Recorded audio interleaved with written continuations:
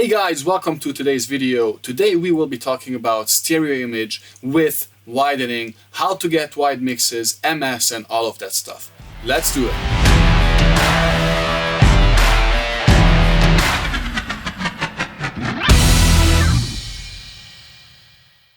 Okay, so to fully understand stereo image and width, we'll have to cover a few basic questions first.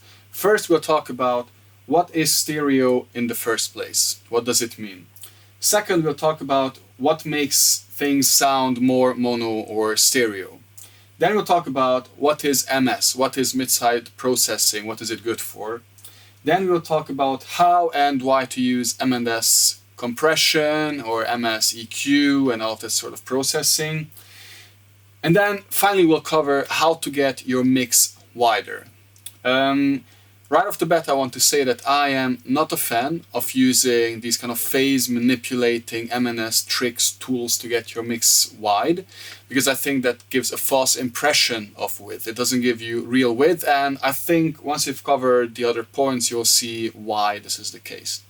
So let's go. So what is stereo?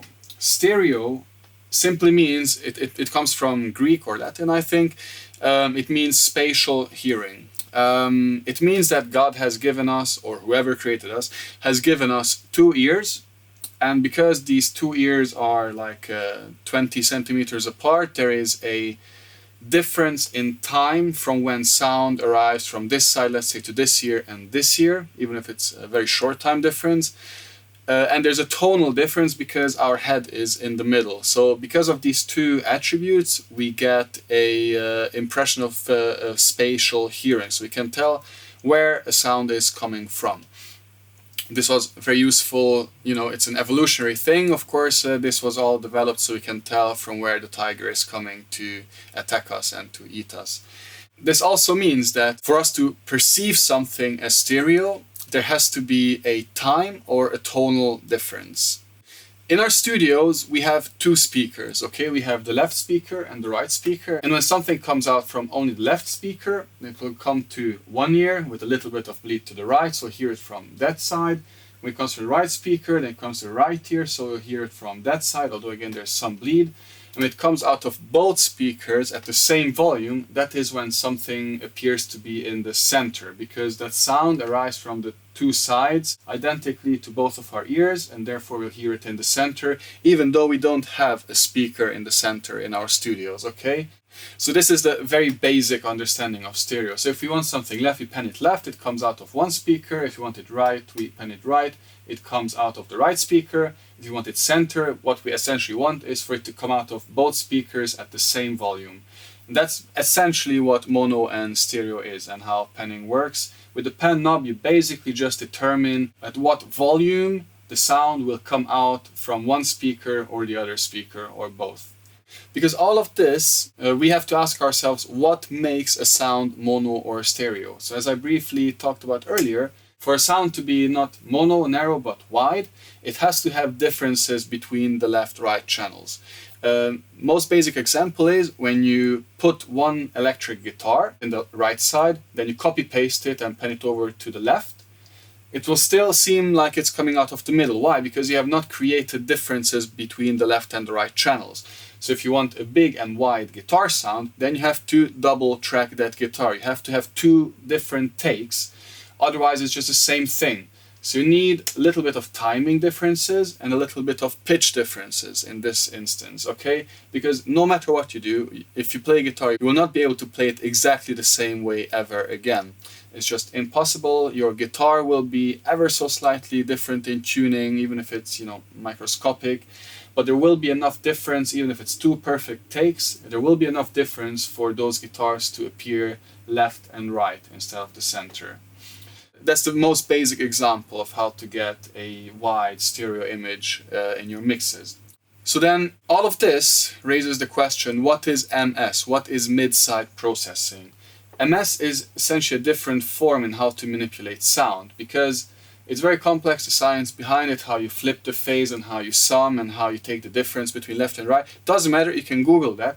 But essentially what happens, there is a way to turn a stereo signal, so for instance a full mix, and isolate just the center of the mix, which is where your vocal, your kick, your snare, your bass will be usually, and isolate the sides of the mix, which is the wide penned guitars, the reverb information mostly, many of the delays, synths, whatever else it is that the mixer has decided to put on the sides.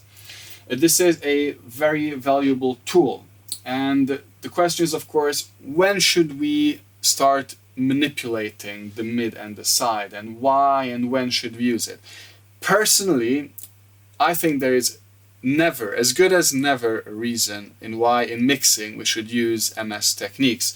Simply because in mixing we have access to the individual tracks, so we can manipulate the individual track regardless of where it is in the stereo field on its own. So we don't have to use a MS compressor to manipulate our overheads or whatever it is, because we just have access. We have access to the left and the right side of it. We have access to all the kick and snare and whatever else.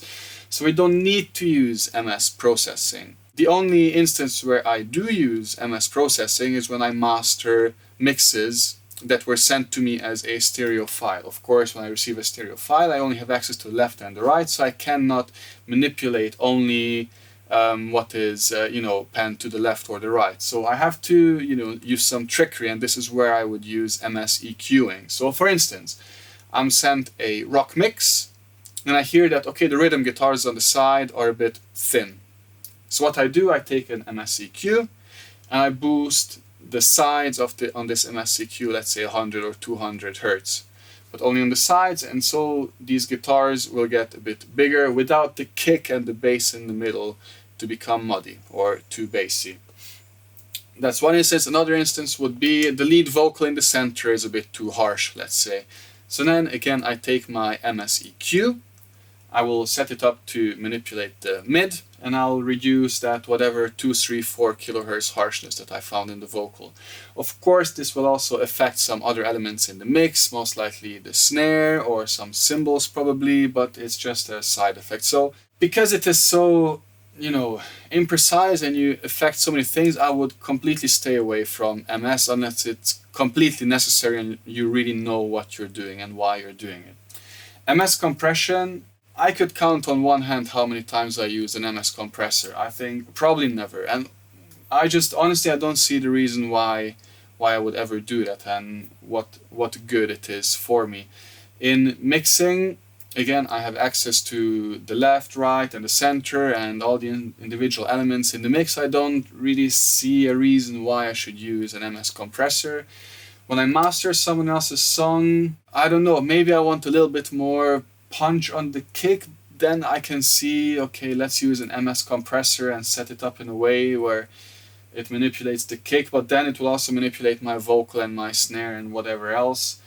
Maybe the sides are mixed so loud in some places that I want that to be knocked down a little bit, but yeah, to me it's just too complex, too complicated. It usually does more damage than good because, as I mentioned earlier, all of this works with phase manipulation. You are twisting and shifting the phase so you have access to the different parts of the mix. So in my opinion and in my experience, this just tends to generate more problems than it actually is helpful. So yeah, if I feel like I have to manipulate the mix to this extent, I'd rather email my client and say, hey dude, can you just do this adjustment and then send me the mix again, and then I can run it through my mastering chain and everything is okay. So all of this then raises the question, how do we get wide mixes? Not because that's what everyone wants, and there are a few ways to do that, and I'll talk about this in detail. So first let's ask, what makes a mix wide? Well, a mix is wide when the sides are kind of equally loud to the center and there are clear elements that are only appearing on the left and the right sides that are different from what is in the center and different to what is on both sides. For instance, if you want the widest mix ever made, take a lead vocal, pen it to the left, and a bass guitar and pen it to the right, and then you'll have the widest mix ever made. Of course it will sound horrible and it will not be commercially viable, but that would be a super duper wide mix. Two elements, left and right, super duper wide. Well done.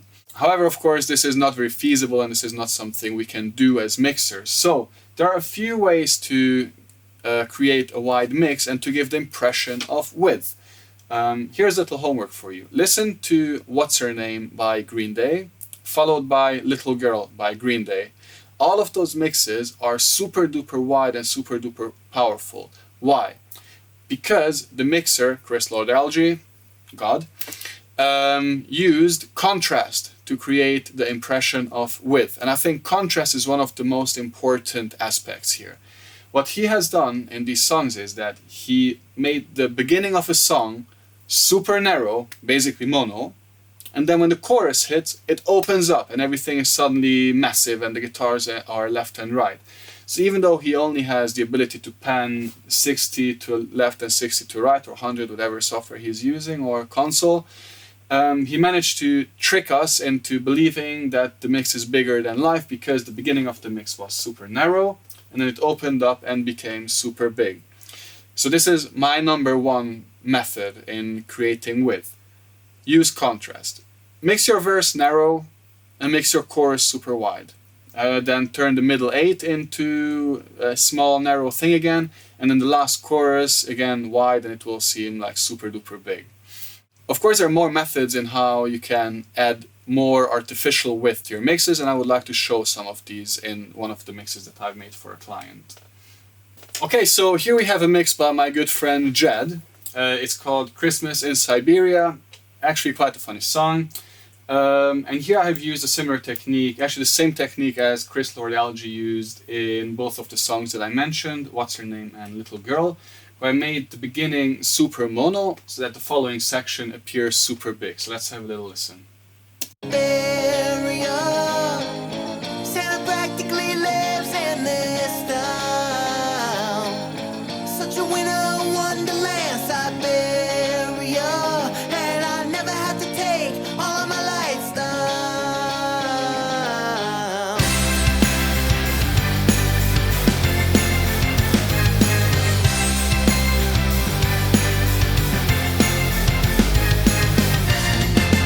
You know I used to.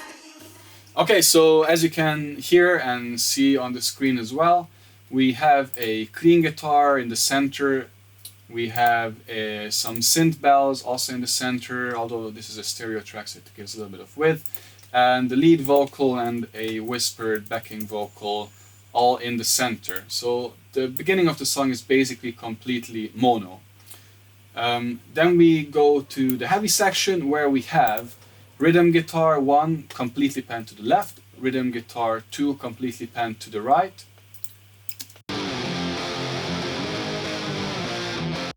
which creates most of the width in this mix, followed by the overheads and the room, which are also panned completely left and right. If we look here, 64, 63, blah, blah, there we go.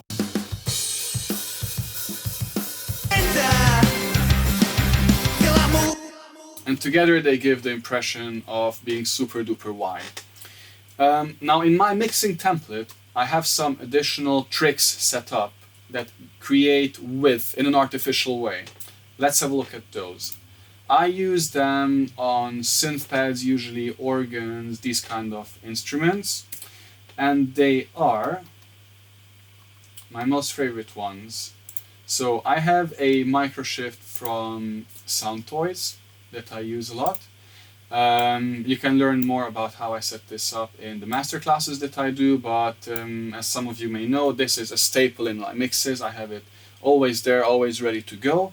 1, 2, or 3, I set it up in some of the ways, always wet, and then I can send instruments to it, and it will create some illusion of width. Let's have a look. I'll take this organ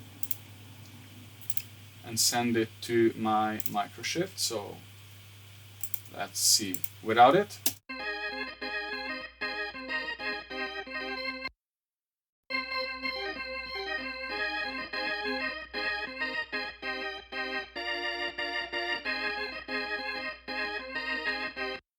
What this microshift does essentially is creating, it's like a chorus effect. It creates slight timing and pitch differences that are then mixed in with the original sound. So it takes the original sound, it duplicates it, and changes the pitch and the timing of the left and right sides a little bit, and then blends it in with the original sound to create this impression of width. This is a very simple tool that has been used for ages. Chorus pedals usually work on this same principle. Then I have some other methods. I also have a super tap. Super tap is super duper easy. It's essentially very short delays on the left and the right, and you can set up a little bit of modulation, again some pitch changes as well. I think in this mix I actually used the super tap on the synth to get a little bit of width. Let's see.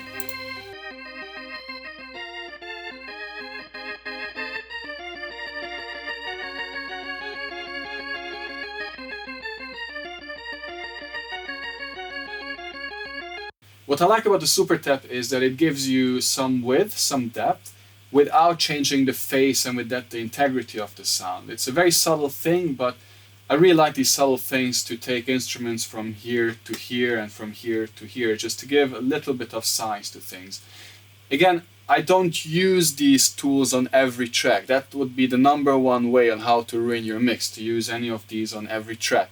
I use these tools selectively on certain tracks, again to create contrast. If you want wide and width and depth, you also need narrowness and dryness. Okay, so if you want something to sound far, you also want to have something close as contrast. Otherwise, there's no anchor, there's no point of reference. My mix is wide, but compared to what? If there's no reference point, if there's no anchor in what narrow means, then I don't know what that wideness means to me as well, okay? And then I have, as the last one, this Waves ADT, very similar to what the Super Tap does, but it's a slightly different way of approaching it. Am I using it? I am using it, let's have a look.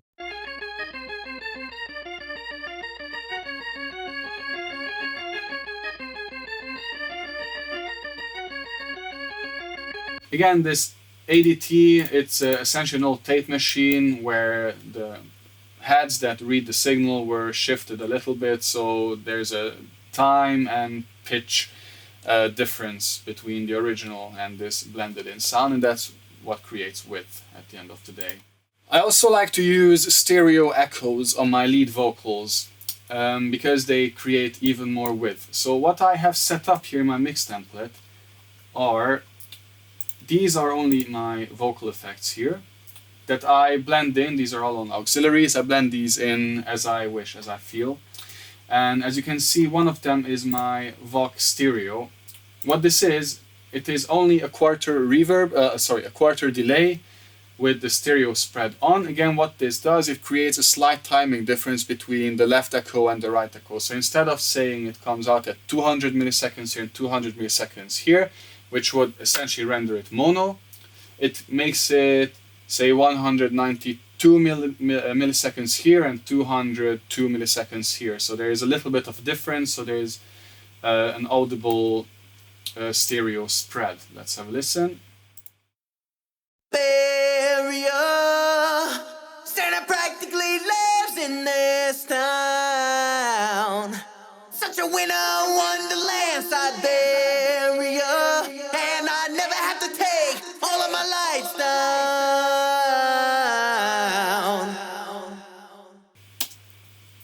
Okay, so this is a really cool way to do it, and you can use any delay you want. Most delays have the capability to be set up like this. Even the Logic delay, you can set it up so they deviate between the left and the right side, okay? You can also set up a tempo sync, and then with this little knob you can adjust your deviation, as you can see here. So this is really cool, but of course you set up quarter,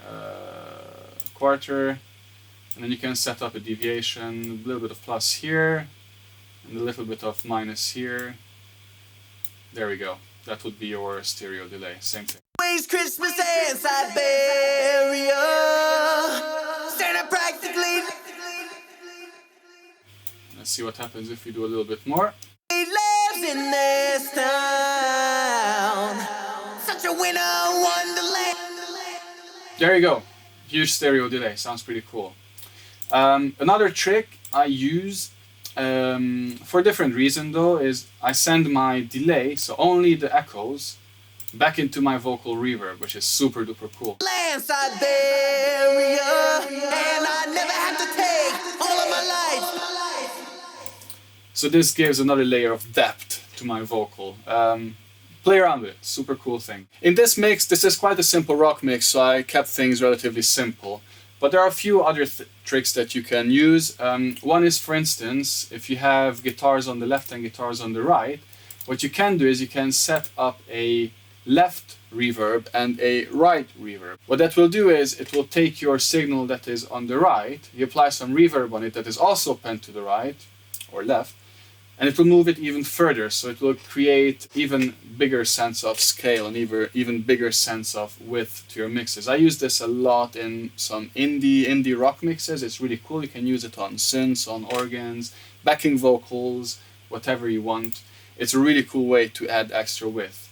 But the bottom line is, don't try to create width in artificial ways. Make sure that your production, your arrangement, has components of width built in. Make sure you have some left and right elements in your production, whether it's a left and right guitar, different backing vocals, or whatever it is, whatever genre you do. Make sure you have contrasts. Make sure you have some narrow elements that contrast with the wide elements, so you have an anchor, a reference point to establish what width actually means, what wideness actually is in that mix. Third, I would stay away from MS and all that kind of things, because it just creates phase issues. It just creates a mess out of your mix. It's much better to spend a little bit more time and practice a bit more in creating width in a, what I would say, maybe real and organic way, than use these false tools that ultimately just destroy the mix that you have crafted so carefully for hours. So this sums up my ideas of width and how I work with width. If you have any questions, let me know in the comments and I'll answer them as soon as I can. I'll have videos like this every week. This is part of the new series now called Monday Discussion, where I discuss certain issues that we all have in mixing. Check out my YouTube channel where I will be posting these videos regularly. And see you next time. Until then, take it easy and happy mixing. Bye bye.